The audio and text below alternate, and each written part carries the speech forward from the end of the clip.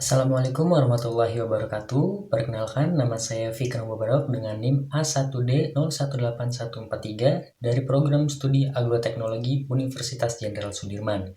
Pada kesempatan ini, saya akan mempresentasikan tentang teknologi produksi tanaman tahunan, khususnya pada tanaman kopi. Silakan.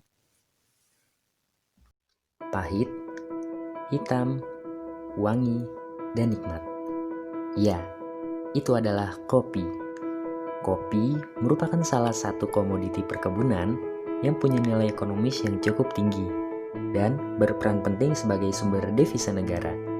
Sejarahnya, kopi ini bukan tanaman asli Indonesia, tetapi tanaman yang berasal dari benua Afrika. Meski demikian, kopi sangat terkenal di Indonesia sebagai bahan utama minuman atau olahan makanan lainnya. Dalam video ini, akan membahas tentang teknologi produksi tanaman kopi, mulai dari persiapan sampai pasca panen. Jadi, simak baik-baik tahapannya ya. Sebelum itu, kita perlu mengenal dahulu bentuk tanaman kopi. Secara morfologi, tanaman kopi terdiri atas beberapa bagian seperti daun, batang, akar, bunga, dan buah. Yang pertama adalah daun. Daun kopi berbentuk bulat dengan ujung agak meruncing dan hampir memiliki karakteristik yang sama dengan daun kakao. Yang kedua adalah batang. Tanaman kopi memiliki batang yang tumbuh tegak ke atas dan warnanya putih keabu-abuan. Yang ketiga adalah akar. Perakaran kopi tergolong tanaman berakar tunggang dan relatif dangkal. Bahkan 90% dari berat akarnya terdapat pada lapisan tanah pada kedalaman 0 sampai 30 cm. Yang keempat adalah bunga. Bunga kopi berukuran kecil. Mahkotanya berwarna putih dan berbau harum. Kelopak bunga berwarna hijau dan tersusun atas dalam beberapa kelompok.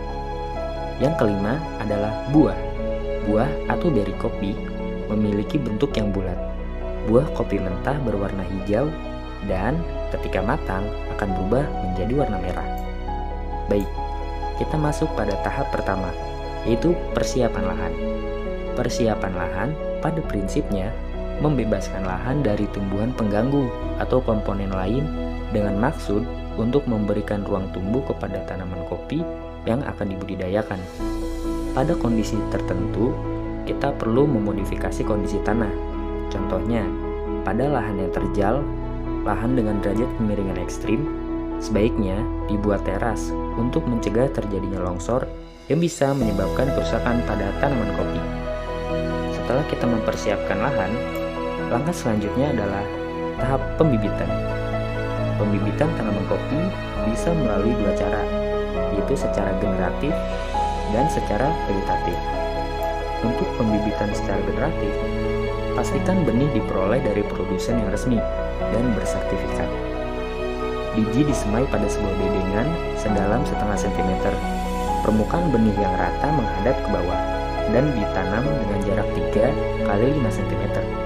Setelah benih tertata di atas bedengan, di atasnya ditaburi potongan jerami atau alang-alang kering, agar terlindung dari sengatan matahari maupun curahan air siraman.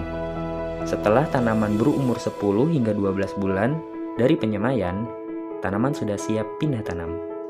Cara pembibitan kedua adalah secara vegetatif.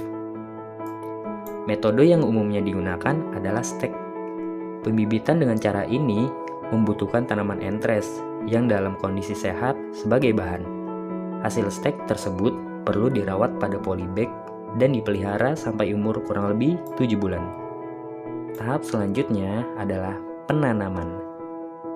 Tanaman dipindahkan pada lubang yang sebaiknya telah dipersiapkan beberapa bulan sebelumnya dan diberi campuran bahan organik seperti pupuk kandang atau kompos. Tujuannya agar bahan organik tersebut sudah mantap dan menyatu dengan tanah. Kemudian, tanaman dari persemaian ditanam sebatas leher akar dan penutup lubang tanam dibuat cembung agar tidak terjadi genangan air. Setelah tanaman dipindah ke lahan, saatnya masuk fase pemeliharaan. Pada fase ini, pemeliharaan yang dilakukan meliputi pemangkasan, penyiangan, pemupukan, pengelolaan penau, serta pengendalian hama dan penyakit. Yang pertama adalah pemangkasan. Pemangkasan merupakan Tindakan kultur teknik berupa tindakan pemotongan bagian-bagian tanaman yang tidak dikehendaki, seperti cabang yang telah tua, cabang kering, dan cabang lain. Manfaat dan fungsi pemangkasan umumnya adalah agar pohon tetap rendah sehingga mudah perawatannya, membentuk cabang-cabang produksi baru, mempermudah masuknya cahaya, dan memudahkan pengendalian hama dan penyakit. Pemeliharaan yang kedua adalah penyiangan. Penyiangan merupakan menghilangkan gulma yang ada di sekitar tanaman. Dengan adanya gulma yang lebat, tentunya akan menambah persaingan untuk memperoleh unsur hara yang mengakibatkan pertumbuhan tanaman budidaya terganggu dan bisa menurunkan produksi. Tahap pemeliharaan ketiga adalah pemupukan. Pemupukan merupakan pemberian bahan yang dimaksudkan untuk menyediakan hara bagi tanaman. Pentingnya pemupukan untuk tanaman kopi adalah menjaga daya tahan tanaman, meningkatkan produksi dan mutu hasil, serta menjaga agar hasil produksi stabil tinggi. Tahap keempat adalah pengelolaan naungan. Tanaman kopi adalah jenis tanaman yang harus diberi naungan, karena tanaman dapat terganggu pertumbuhan dan perkembangannya apabila terlalu banyak terkena cahaya matahari secara langsung dalam intensitas besar. Salah satu jenis tanaman penaung yang umum digunakan adalah lamtoro. Tanaman ini mempunyai kelebihan selain sebagai tanaman penaung, juga sebagai bahan sumber organik dari seresah daunnya. Pemeliharaan kelima adalah pengendalian hama dan penyakit. Untuk mengendalikan hama dan penyakit, sebaiknya menerapkan pengendalian hama terpadu, mulai dari pemilihan varietas tahan, memperhatikan kultur teknis dengan cara memetik buah yang sakit, kemudian menggunakan agen sayati seperti parasitoid atau antagonis dan entomopatogen. Dan terakhir, kita bisa menggunakan perangkap untuk menjebak hama. Setelah pemeliharaan, kini waktunya masuk masa panen. Musim panen kopi biasanya terjadi pada bulan Mei atau Juni dan berakhir pada bulan Agustus atau September. Pemanenan kopi di Indonesia umumnya dilakukan secara manual dengan cara memetik buah yang telah masak. Buah yang dipanen dikumpulkan pada keranjang, kemudian dibawa ke tempat pengolahan untuk diproses lebih lanjut. Ukuran kematangan buah ditandai oleh perubahan warna kulit buah yang sudah berwarna merah. Tahap selanjutnya adalah penanganan pasca panen. Kopi yang telah dipanen akan melalui beberapa proses lagi seperti sortasi, pengeringan, pengupasan kulit, pengemasan, dan penggudangan. Yang pertama, dalam proses sortasi, buah dipisahkan dari kotoran seperti daun, ranting, tanah, kerikil, dan buah yang tidak layak. Kedua, kopi yang sudah dipetik dan disortasi harus sesegera mungkin dikeringkan agar tidak mengalami proses kimia yang bisa menurunkan mutu.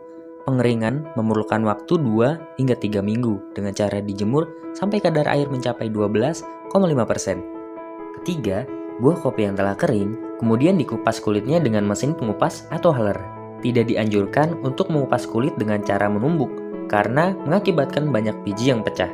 Kopi yang telah dikupas kulitnya kemudian dilakukan sortasi kembali untuk memisahkan biji kopi dari kotoran-kotoran non-kopi seperti serpihan daun, kayu, atau kulit kopi. Keempat, biji kopi yang telah bersih akan masuk tahap pengemasan. Kemas biji kopi dengan menggunakan karung yang bersih dan baik. Simpan tumpukan kopi dalam gudang yang bersih, bebas dari bau asing dan kontaminasi lainnya. Atur tumpukan karung kopi di atas landasan kayu dan diberi batas dengan dinding. Monitor kondisi biji selama disimpan terhadap kondisi kadar airnya, keamanan terhadap organisme pengganggu seperti tikus, serangga, atau OPT lainnya, dan faktor-faktor lain yang dapat merusak kopi. Saya ucapkan terima kasih banyak atas kunjungannya. Semoga video ini dapat bermanfaat dan menambah wawasan Anda. See ya!